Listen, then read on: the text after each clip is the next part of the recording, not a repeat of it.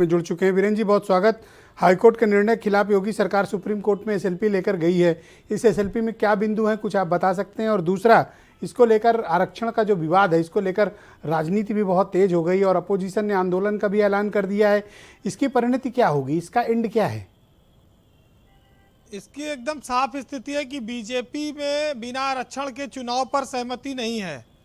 तो पहले आरक्षण क्लियर होगा, तब चुनाव होगा। और बीजेपी और योगी सरकार दोनों इस मामले में कोई रिस्क नहीं लेंगी। वो कोर्ट इसीलिए गए हैं कि 31 जनवरी वाली जो मोहलत है वो टल जाए। बाकी फिर चुनाव जब आयोग का डिसीजन आ जाएगा, आयोग की रिपोर्ट आ जाएगी, उसके बाद आरक्षण आधार पर चुनाव कराए जाएंगे। इस देश में आरक्षण एक सच्चाई है, वो संवैधानिक व्यवस्था है। ओबीसी और एससी का आरक्षण, इसको बदला नहीं जा सकता जब तक केंद्र से कोई कानून न बने।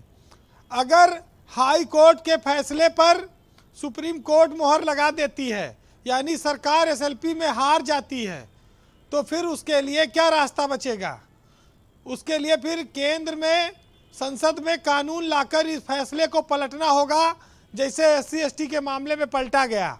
और तब फिर मोदी सरकार ये कहेगी कि हमने ओबीसी लोगों का आरक्षण बहाल कर दिया, और फिर वहाँ पर वो ओबीसी की हितैषी बनेगी। तो इस देश में ओबीसी की हितैषी बनने के बहुत सारे अवसर आएंगे, अभी आप देखते जाइए। अभी उत्तर प्रदेश में पहले इसके लिए सत्र भी हो सकता है बुलाया जाए और यहाँ पर प्रस्ताव पारित हो। तो ये बड़ी बात है कि यूपी जैसे बड़े राज्य में, जहाँ पर बीजेपी बहुमत में है, केंद्र में है, लेकिन पिछले 2-3 चुनाव, उपचुनाव, उसके हार के अनुभव रहे। मैनपुरी हो गया और एक खतौली हो गया। रामपुर में बीजेपी जीत गई, लेकिन इस जीत के बाद भी अगला चुनाव निकाय का ऐसा आया, बीजेपी जहां शहरों की पार्टी मानी जाती है, जहां वो अजय है, उसको कोई हरा नहीं सकता, लेकिन वहां चुनाव नहीं लड़ पा रही है, वहां चुनाव हो नहीं पा रहा है। बीजेपी को क्या खतरा था कोई, या उसको कोई खतरा नहीं है, सिर्फ ये एक संयोग है जिसकी वजह से ऐसी स्थितियां बनी। देखिए, अति पिछड़ा वर्ग के आरक्षण को लेकर अगर पैरवी लचर ना हुई होती तो शायद ये नौबत ना आती। एक टाइम था जब चुनाव बहुत हुए और सुनील बंसल प्रदेश के प्रभारी संगठन मंत्री रहे, बीजेपी को बड़ी ऊंचाइयों पर ले गए। पंचायत का चुनाव भी उनके टाइम में हुआ, सरकार में भी वो अपनी बात मनवा लेते थे, और वहां पर इस बार ऐसी स्थिति नहीं बनी। स्थानिक मंशा के अनुरूप होना चाहिए था, और यहीं पर सूझबूझ की बात आती है।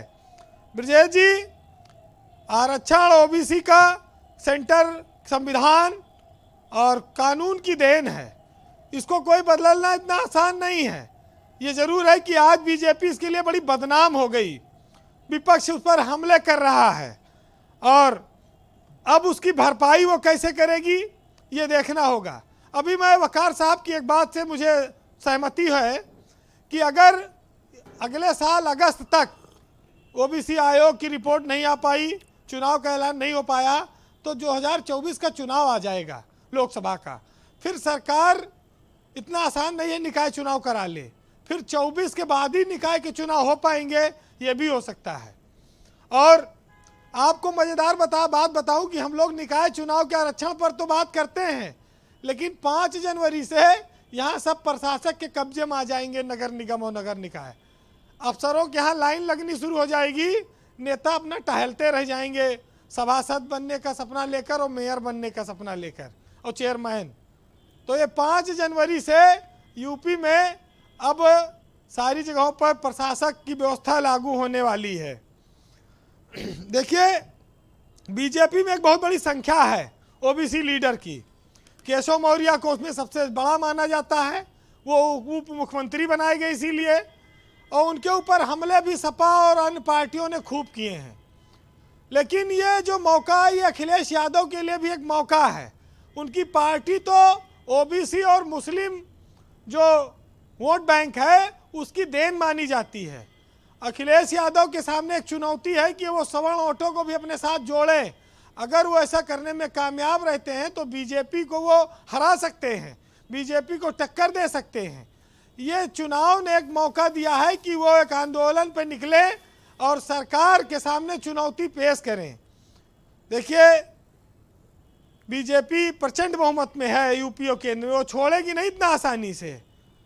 लेकिन आज आरक्षण की आवश्यकता, समीक्षा, तमाम सारे आरोप प्रत्यारोप जो चल रहे हैं, इससे सब पार्टियां डरती हैं। कोई इसको ख़त्म करने की हिम्मत नहीं जुटा सकता, कोई इस पर रिस्क भी नहीं लेगा। अब भाजपा फंस गई लचर पैरवी के चलते, अब उसमें भी वो अपने किसी अफसर पर कोई कार्रवाई नहीं कर पाई। बड़ी हैरत की बात ये भी है। ब्रजेश जी, एक बात और समझ में आती है कि और तमाम छोटे दल थे, उनकी ये आखिरी दुकान थी। सोचे थे कुछ टिकट पानी बिक जाएगा, कुछ भीड़ भाड़ इकट्ठा होगी, कुछ दिनों की रौनक रहेगी कार्यालयों में। उनकी दुकान सजने से पहले लुट गई, वो बैठ गई। अब वहाँ टिकटार्थियों का आना जाना कम हो जाएगा। ये बड़ी मुश्किल हो गई। हाँ, ये भी एक बड़ा नया साल बेकार गया। हाँ, नए साल को फीका कर दिया रौनक खराब कोर्ट हो के गई। इस फैसले ने। हाँ, और जो तो जो नगर निकाय और नगर निगमों में युवा हृदय सम्राट लोग थे, उनका कैसे, मतलब अब वो क्या करेंगे? ब्रजेश जी, हमने तो पहले भी कहा कि जिनके घर में जिन लड़कों के कहने से चाय तक नहीं बनती, वो मोहल्ले में युवा नेता बने घूम रहे हैं। जिनके जेब में चौन्नी नहीं है, वो चंदा के दम पे उम्मीद लगाए थे कि कहीं से कुछ जुगाड़ हो जाएगा, लेकिन कुछ हुआ नहीं। देखिए, सियासत में कुछ फैसले नेचुरल होते हैं, कुछ जानबूझकर होते हैं।